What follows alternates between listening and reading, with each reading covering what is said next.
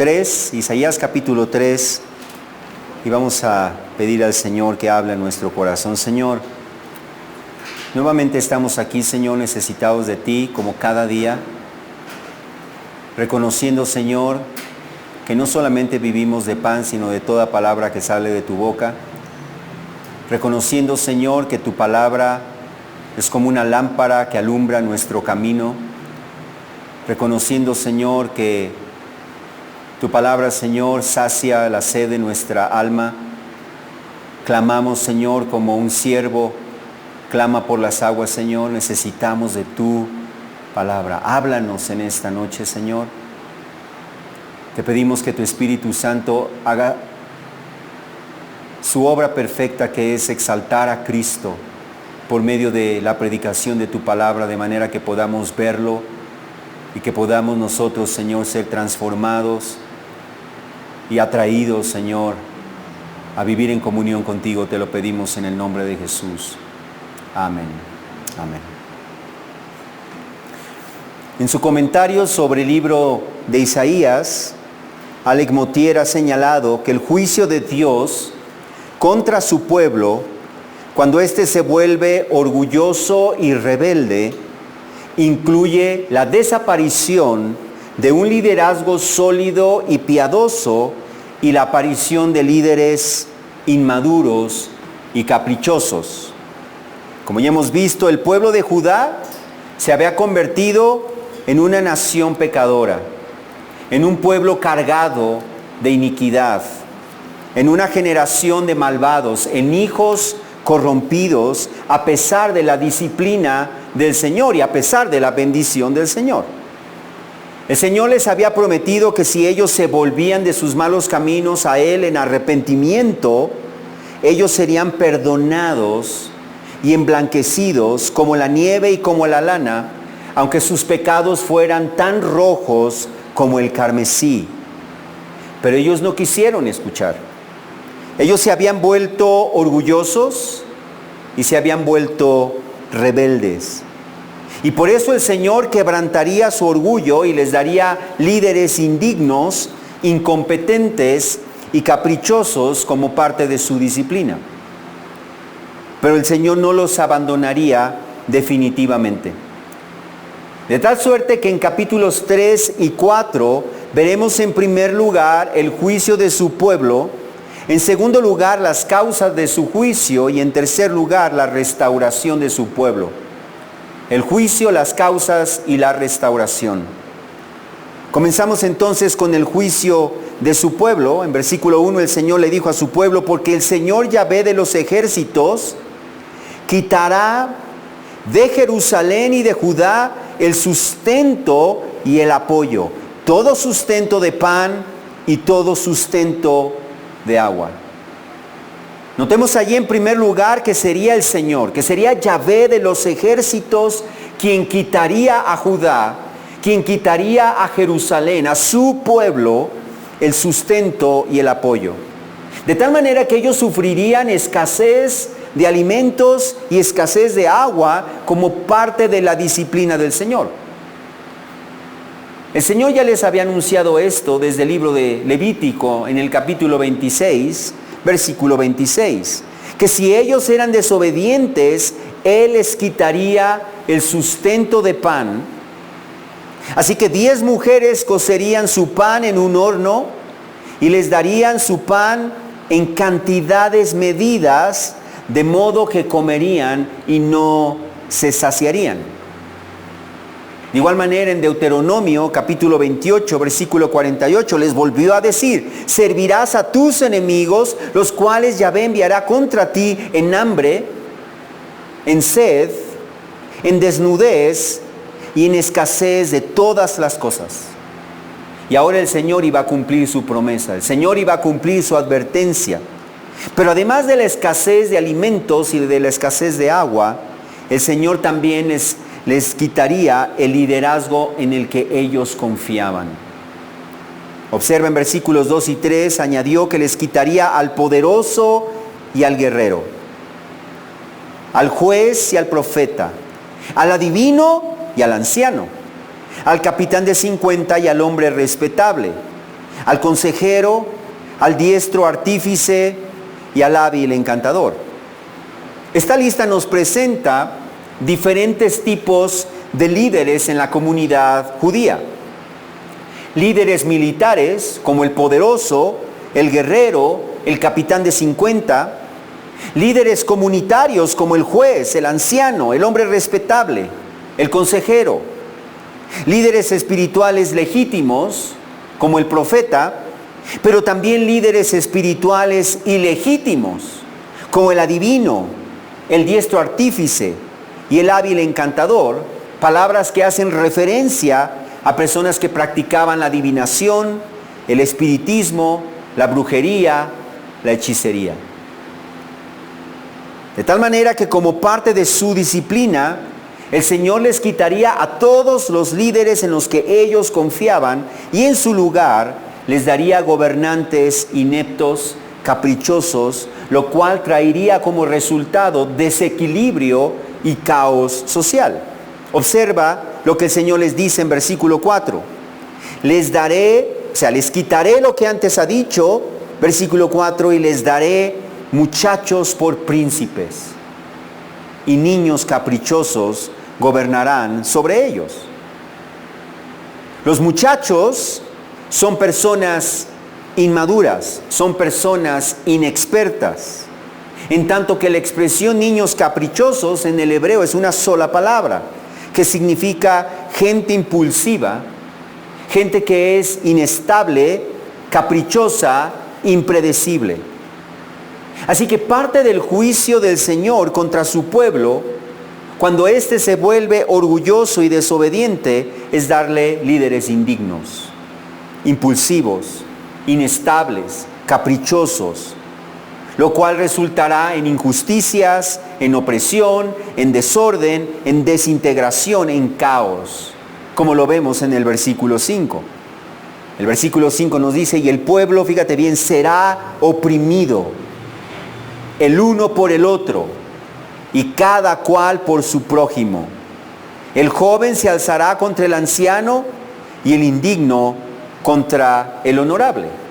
Esa palabra "y" con la que comienza el versículo 5 relaciona esta clase de líderes que ellos iban a tener, inexpertos, ineptos, caprichosos, inestables, con el resultado que sería el que el pueblo sería oprimido. Y esa palabra oprimido comunica la idea de maltrato, de explotación. Así que entonces sus líderes se aprovecharían unos de otros, se maltratarían unos a otros y explotarían unos a otros. Además dice, el joven se alzaría contra el anciano.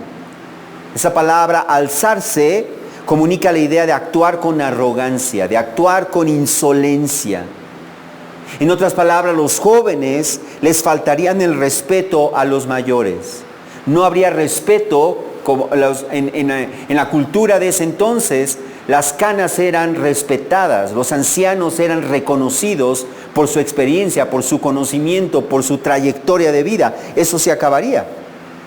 Asimismo dice el indigno, es decir, el vil, el despreciable, el que no es honorable, se levantaría en contra del honorable. Todo eso indica que Dios juzgaría a la sociedad entregándola a la autodestrucción moral y social.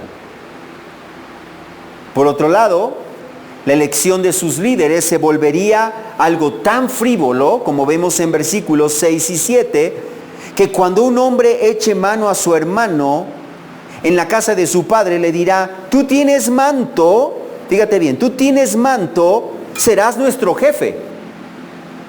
Y estas ruinas estarán bajo tu mando. Ese día el otro se indignará diciendo, no seré el sanador de ustedes, porque en mi casa no hay pan ni manto, no deben nombrarme jefe del pueblo. La Nueva Traducción Viviente lo traduce así. En esos días, un hombre le dirá a su hermano, como tú tienes abrigo, sé nuestro líder. Hazte cargo de este montón de ruinas. Pero él responderá, no, no puedo ayudarlos, no tengo comida ni ropa que me sobre, no me pongan al mando. En otras palabras, al pueblo de Dios, rebelde, orgulloso, altanero, prácticamente ya no le importaría si su liderazgo estaba calificado o no estaba calificado. De tal suerte que prácticamente ellos buscarían poner a cualquiera que tuviera más que los demás. Aquí dice porque tiene ropa, porque tiene abrigo, dirían tú eres el líder ideal para nosotros. Pero aún tales personas rechazarían la responsabilidad del liderazgo. A ese nivel llegaría la anarquía en un pueblo que es rebelde al Señor, obstinado, orgulloso. Así entonces la escasez de sustento, la escasez de agua, la escasez de liderazgo, la desintegración social forman parte del juicio del Señor sobre su pueblo cuando éste se vuelve desobediente y rebelde. Y por eso necesitamos tener cuidado. ¿Cuáles serían las causas de este juicio? Obviamente, en primer lugar, su rebelión contra el Señor. Esa es la causa fundamental.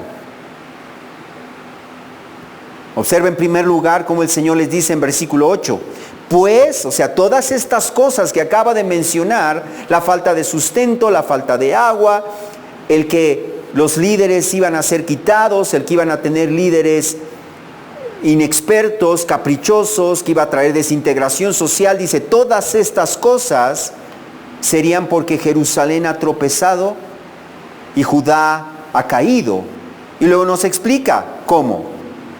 Porque su lengua y sus obras están contra Yahvé, rebelándose contra su gloriosa presencia. Observa cómo el Señor es claro al decir que Judá y Jerusalén habían tropezado y habían caído. Y que la causa de esto es que su lengua y sus obras estaban contra el Señor, rebelándose contra su gloriosa presencia. Su manera de hablar entonces y su manera de vivir eran rebeldes al Señor. Eran desobedientes a su palabra.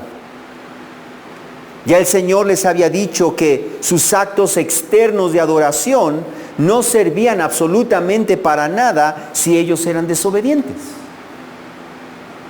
Si ellos no hacían caso a la palabra de Dios, si la palabra de Dios no abundaba en sus vidas y gobernaba su manera de hablar y su manera de vivir.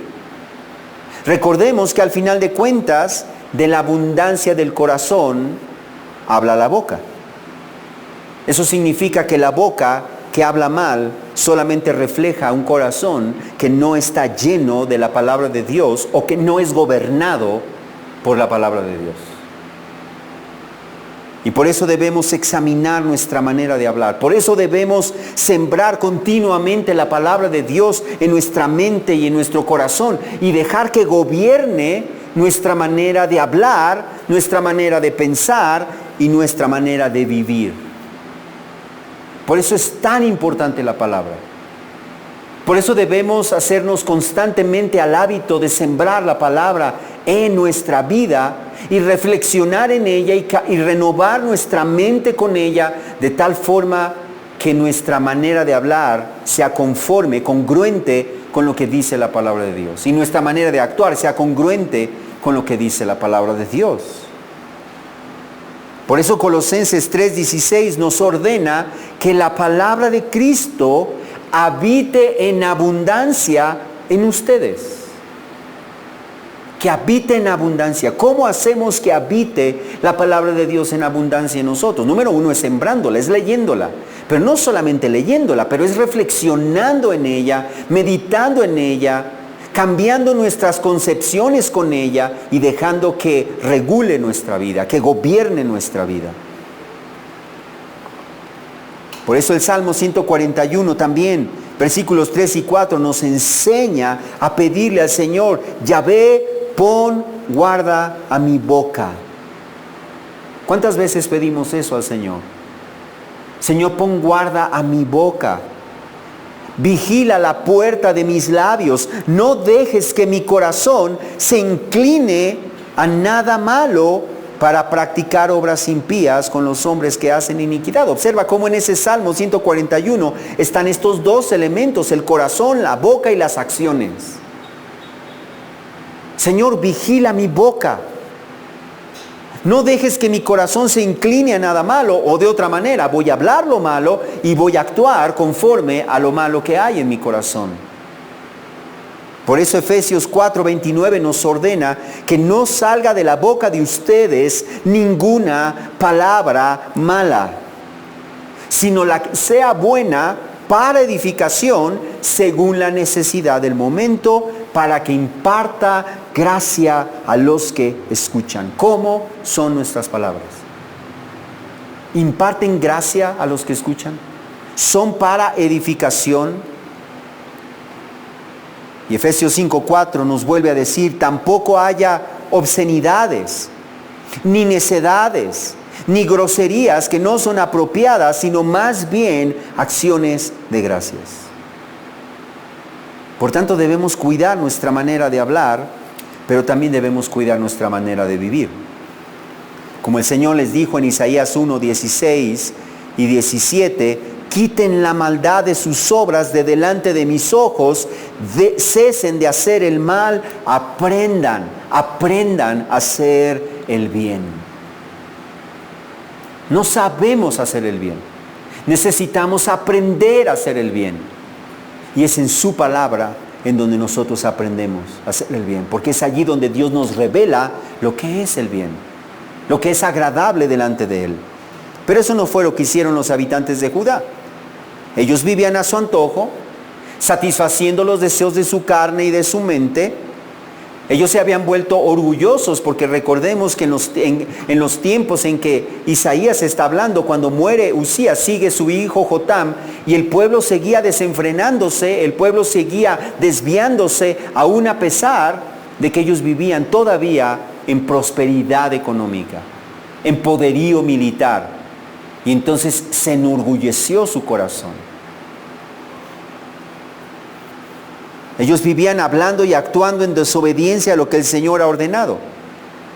De tal manera que el versículo 9 añade la expresión, fíjate bien hasta qué grado habían llegado, la expresión de sus rostros testifica contra ellos, y como Sodoma publican su pecado, no lo encubren.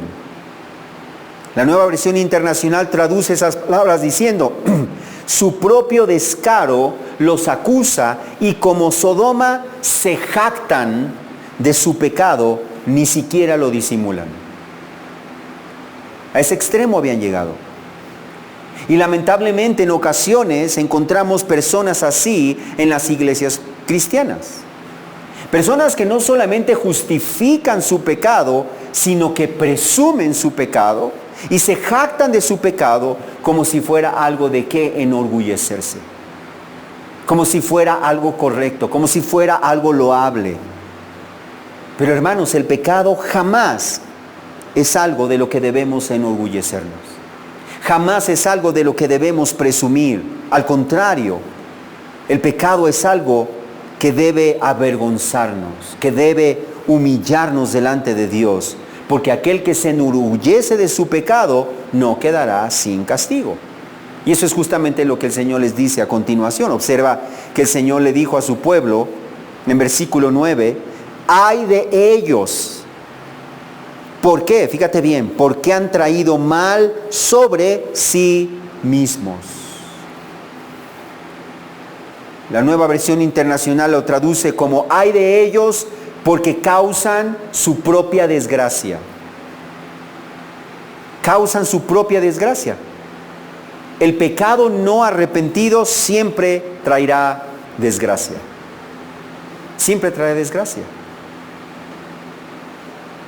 Quizá no de manera inmediata, pero tarde o temprano traerá desgracia. Y el culpable será el mismo pecador que se negó a arrepentirse cuando tuvo oportunidad. Notemos que todo lo que estaban pasando y lo que ellos iban a pasar todavía sería el resultado de sus propias acciones, de sus propias decisiones. Ellos traerán el mal sobre sí mismos a causa de sus malas acciones. Y por eso el Señor les dijo en versículo 10, digan a los justos que les irá bien.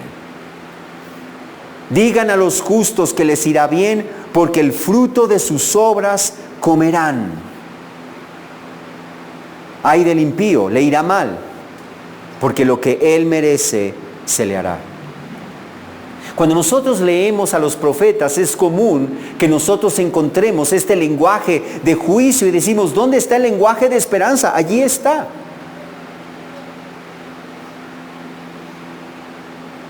Pero donde hay rebeldía, donde hay desobediencia, donde no hay arrepentimiento, no puede haber esperanza.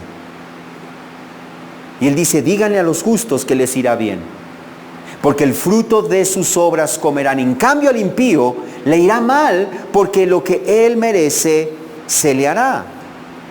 De tal manera que estas palabras deben de ser una fuerte advertencia, pero también un fuerte motivador para cada uno de nosotros.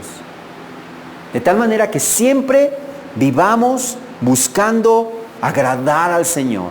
Que todo lo que nosotros hacemos, todo lo que nosotros pensamos, todo lo que nosotros vemos, todo lo que nosotros hablamos, nos detenemos para decir, ¿es esto agradable al Señor?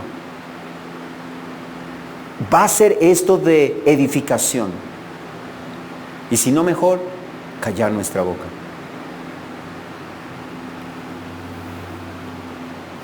Sabiendo que a los justos les irá bien, a los justos. Eso no significa que no van a tener adversidades, pero al final de cuentas al justo le irá bien. Y a los justos, aunque aparentemente puedan prosperar, aún en apariencia a causa pudiera ser de sus iniquidades, al final de cuentas les irá mal, porque lo que merecen se les hará. Así que entonces la causa de su caída sería, en primer lugar, como vimos nosotros allí, sería en primer lugar su rebelión contra el Señor. Pero en segundo lugar sería también la maldad de sus líderes. Observa en versículo 12, oh pueblo mío, sus opresores son muchachos y mujeres los dominan. Pueblo mío, los que te guían te hacen desviar y confunden el curso de tus sendas. Observa allí cómo el Señor se lamenta. Él no se alegra por la condición de su pueblo. Él se lamenta por la condición de su pueblo, porque ellos estaban siendo gobernados por muchachos inexpertos y caprichosos que los oprimían y por mujeres que los dominaban. Eso era parte del juicio de Dios. Pero además esos muchachos que los gobernaban y esas mujeres que los dominaban no los guiaban en los caminos del Señor. Antes bien, como lo traduce la Nueva Traducción Viviente, tus líderes te engañan, te llevan por el camino equivocado. Eso es lo que estaba sucediendo. Y ellos así lo querían. Y no contentos con eso, versículo 14 añade, ustedes han devorado la viña, el despojo del pobre está en sus casas. Ellos entonces se aprovechaban y despojaban al pueblo de Dios para enriquecerse, para beneficio personal. Y por eso el Señor les dice en versículo 14, Yahvé se levantará para luchar. Versículo 13, Yahvé se levantará para luchar. Está en pie para juzgar a los pueblos. Yahvé entra en juicio con los líderes de su pueblo y con sus príncipes. Y añade en versículo 15, ¿qué piensan al aplastar a mi pueblo? Y al moler la cara de los pobres, declara el Señor Yahvé de los ejércitos. Hermanos, no hay nada más espantoso que tener al Señor, Yahvé de los ejércitos, como enemigo y como juez. ¿Sabes por qué? Porque Él jamás ha perdido una batalla. Si tú te pones contra Dios, que es Yahvé de los ejércitos, ten por seguro que alguien va a perder. Y no es Dios. No es Dios. Él jamás ha perdido y jamás perderá. Por lo tanto, si tú te opones a Él y Él lucha contra ti, ten por seguro que perderás. Y si el Señor es tu juez, ten por seguro que no te absolverá de tu castigo si vives quebrantando su ley. Y lo mismo aplica para los líderes de su pueblo, exactamente lo mismo.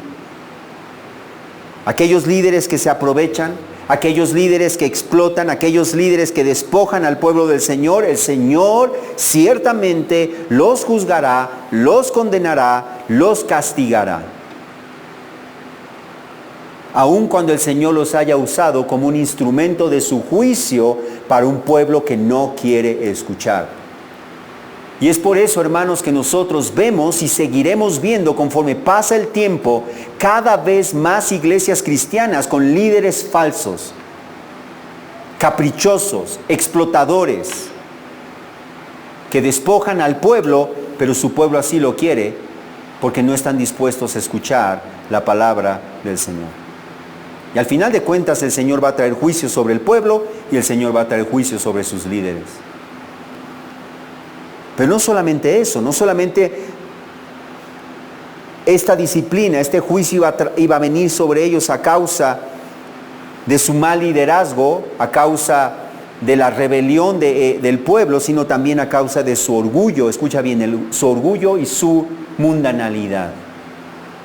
Observa el versículo 16. Además, dijo Yahvé, por cuanto las hijas de Sión son orgullosas y caminan con el cuello erguido y con ojos seductores, dan pasitos cortos para hacer tintinear los adornos en sus pies. Entonces, por un lado está hablando acerca del orgullo del pueblo en general, el orgullo de sus líderes, pero sus mujeres no estaban exentas. Sus mujeres no estaban exentas. En un sentido literal, las hijas de Sión eran las mujeres de Judá. Y el Señor las describe como orgullosas. La palabra hebrea que allí se traduce como orgullosas conlleva la idea de que eran alzadas, de que eran creídas, de que eran altivas. Y por eso dice allí que caminaban con el cuello erguido. Además dice allí andaban con ojos seductores, es decir, su mirada era sensual, provocadora, atrevida, coqueta. Daban pasitos cortos para hacer tintinear, dice allí, los adornos de sus pies y atraer la atención de los hombres. Y eso nos muestra que la moralidad, el decoro, la pureza de las hijas de Sión se había diluido a causa de su mundanalidad. Y qué lamentable cuando vemos esto en la iglesia. Este mismo espíritu seductor, este mismo espíritu altanero, esta misma vanidad, es una lástima. Las hijas de Sión eran presumidas, eran altaneras, eran provocativas. Pero por otro lado, versículos 25 y 26 nos muestran que las hijas de Sión también eran una manera metafórica de referirse a todos los habitantes de Judá y de Jerusalén, que amaban la ostentación y los lujos. Y ahorita lo vamos a ver en versículos 26 y 27. Eso nos muestra entonces que debemos tener cuidado de no llenarnos de orgullo y considerarnos mejor que otros por la ropa que usamos o por los artículos que la gente usa como distintivos clasistas. El cristiano no debe hacer eso. Porque poner la mirada en esas cosas, fíjate bien, solo traerá humillación, como vemos enseguida en versículo 17. Entonces el Señor herirá con tiña los cráneos de las hijas de Sión, y Yahvé desnudará sus frentes.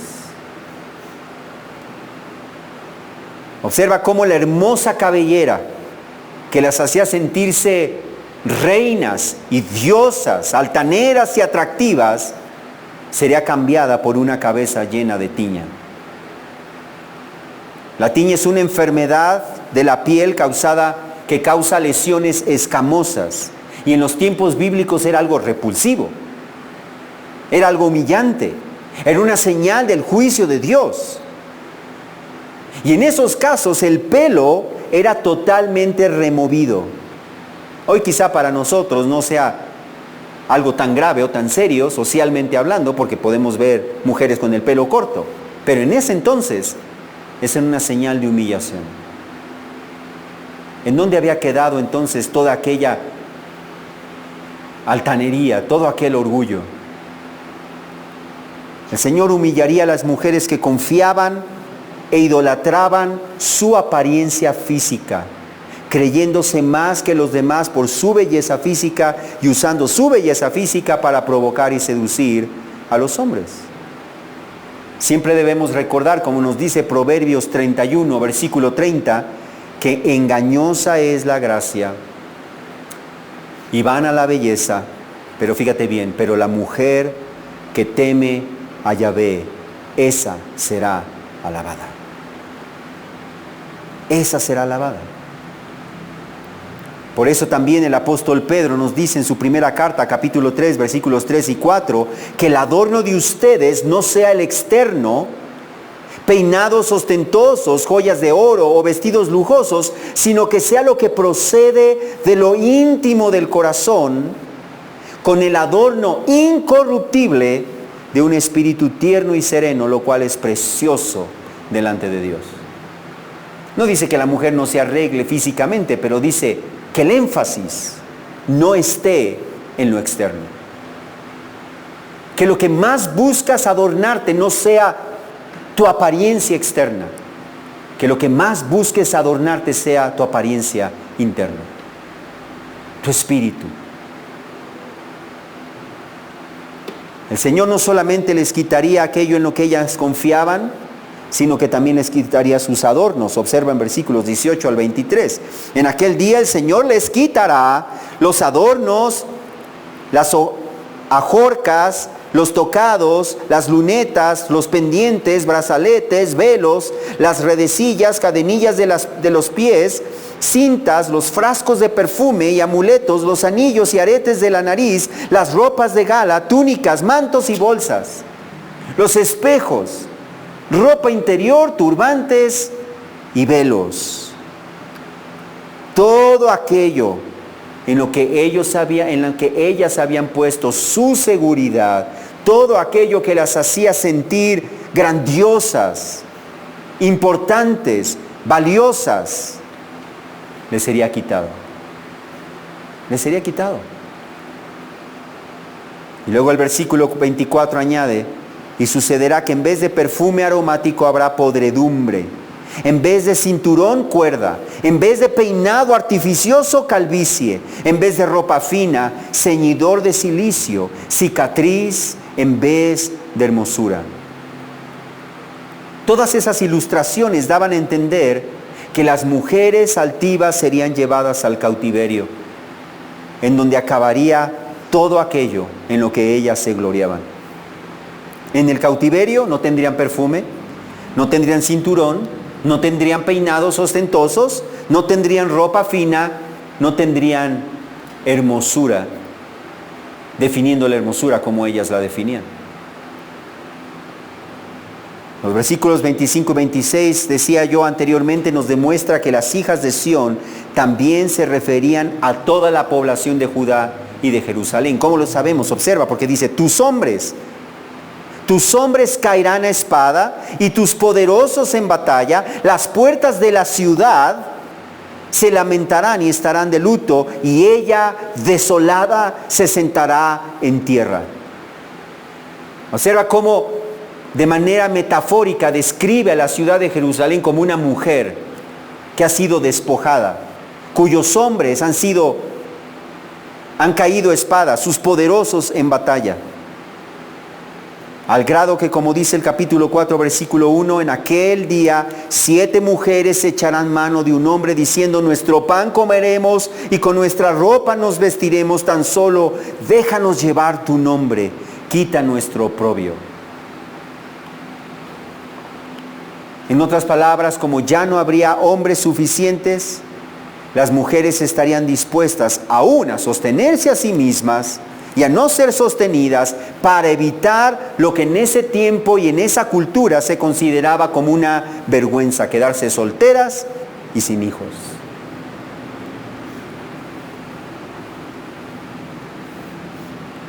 Dios traería entonces disciplina dolorosa, humillación para su altanería, quebrantamiento para su orgullo, manos vacías, pero el Señor no los dejaría solos, porque el Señor prometió no dejar solo a su pueblo, no abandonar para siempre a su pueblo. Podemos ver estas cosas y decir, ¿en qué va a acabar el pueblo de Dios? ¿Acaso los va a exterminar? No.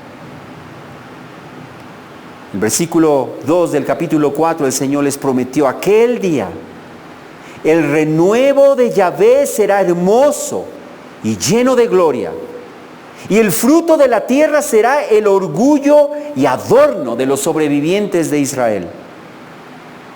Notemos allí que la restauración de su pueblo llegará, pero ocurrirá en aquel día cuando se manifieste, dice allí, el renuevo de Yahvé. El renuevo es un título que los profetas del Antiguo Testamento le dieron al Mesías, el descendiente de David.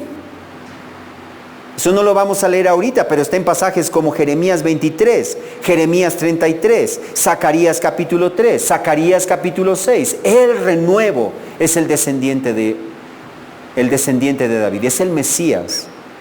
De tal manera que cuando el Mesías se manifieste en su segunda venida, porque no lo vimos esto ocurrir en su primera venida, será hermoso y lleno de gloria. Y el fruto de la tierra será el orgullo y el adorno de los sobrevivientes de Israel. Eso significa que el fruto de la tierra del Señor cuando Él regrese será tan hermoso, tan abundante, que será el orgullo y el adorno del remanente de Israel. Dice allí, de los sobrevivientes de Israel.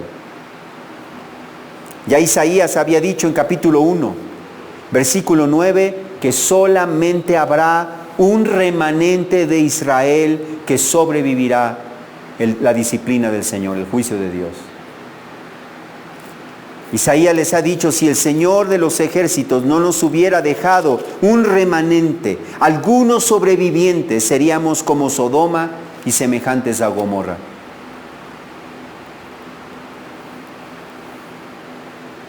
Y acontecerá, dice el versículo 3 de nuestro pasaje, que el que sea dejado en Sión y el que quede en Jerusalén será llamado santo, todos los que estén inscritos para vivir en Jerusalén. Jerusalén, habíamos leído, se había convertido en una ciudad infiel. Dice, pues nuevamente será una ciudad de justicia. ¿Cuándo? En aquel día, cuando se revele, se manifieste el renuevo de Yahvé. La ciudad sería restaurada. Pero fíjate bien cómo dice, en el versículo 4 promete, cuando el Señor haya lavado la inmundicia de las hijas de Sión y haya limpiado la sangre derramada de en medio de Jerusalén con el espíritu del juicio y el espíritu abrasador. Así que el Señor no va a restaurar a su pueblo sin limpiar a su pueblo. Él va a restaurar a su pueblo, pero en aquel día, cuando Él quite la inmundicia de su pueblo, cuando Él lave a su pueblo de la inmundicia y limpie la sangre derramada en Jerusalén, y nos dice por medio de qué, por medio del juicio y del fuego abrasador de su disciplina sobre ellos. Todo esto es lo mismo que nos dice el libro de Hebreos capítulo 12. El Señor al que ama disciplina y azota a todo el que recibe por hijo, a fin, fíjate bien, de que nosotros participemos de su santidad. Por eso no nos deja como estamos. Por eso Él primero nos advierte y nos da tiempo para que nosotros actuemos. Pero cuando nosotros no actuamos, entonces viene su disciplina. Y esa disciplina es para nuestro bien también. Es para llevarnos al arrepentimiento, es para hacernos reaccionar. Y como resultado de ese fuego de disciplina, concluye en versículos 5 y 6, el Señor creará sobre todo lugar del monte Sión y sobre sus asambleas una nube durante el día o sea, humo, y un resplandor de llamas de fuego por la noche, porque sobre toda la gloria habrá un dosel. Será un cobertizo para dar sombra contra el calor del día, y refugio y protección contra la tormenta y la lluvia. O como lo traduce la Nueva Traducción Viviente: entonces el Señor proveerá sombra para el monte Sión, y para todos los que se reúnan allí les dará una cubierta de nubes durante el día, y por la noche humo y ardiente fuego que cubrirá la tierra gloriosa. Será un refugio del calor del día y un albergue contra las tormentas y la lluvia. Estas imágenes nos remontan a la presencia del Señor habitando entre su pueblo en el desierto cuando los sacó de Egipto, cuidándolos, protegiéndolos, proveyendo para ellos. Pues así Él será en el final de los tiempos, cuando el Señor, el Mesías, purifique y santifique a su pueblo. Él habitará en medio de su pueblo y será una cubierta de gloria que protegerá y bendecirá a todos los que se reúnan allí. Él será un refugio del calor del día. Él será un albergue contra las tormentas de la lluvia. De tal manera que vale la pena. Díganle a los justos que les irá bien. Vale la pena. De esta manera entonces este pasaje nos advierte, número 1, del peligro del orgullo, de la altanería, de la frivolidad y de la rebeldía contra el Señor. Quien alimenta estos pecados en su vida solo traerá mal sobre sí mismo. Es mejor caminar humildemente en los caminos del Señor. Es mejor andar en obediencia a Él, porque Él nos promete que a los justos les irá bien, pues el fruto de sus obras comerán. El Señor los disciplinará con fuego abrasador y los humillará para traerlos al arrepentimiento. Pero en cambio a los impíos, a los que viven desobedeciendo al Señor, endureciendo su corazón, aprovechándose, defraudando y despojando a los demás, al final no les irá bien. Porque justo lo que merecen se les hará. Estas palabras deben de resonar en nuestros oídos, llamándonos a vivir buscando la obediencia al Señor en todos nuestros caminos. Cuidar nuestra boca, a cuidar nuestro corazón y a cuidar nuestros caminos. Vamos a orar. Padre, te pedimos que tú nos ayudes. Señor, gracias porque tú nos adviertes por medio del ejemplo de Judá y de Jerusalén, para que tengamos cuidado con el orgullo, con la altanería, con la frivolidad, la mundanalidad. Señor, de tal manera que dediquemos nuestra vida a andar en tus caminos, a vigilar nuestras sendas, a usar tu palabra como una lámpara que alumbre nuestro camino, Señor, y a disponer nuestro corazón para vivir en obediencia a ti, sabiendo que aun a pesar de las adversidades, al justo le irá bien. Ayúdanos, Señor, a vivir de esa manera, para la gloria de tu nombre. Te lo pedimos. Amén. Hermanos, pues que pasen buena noche y nos vemos el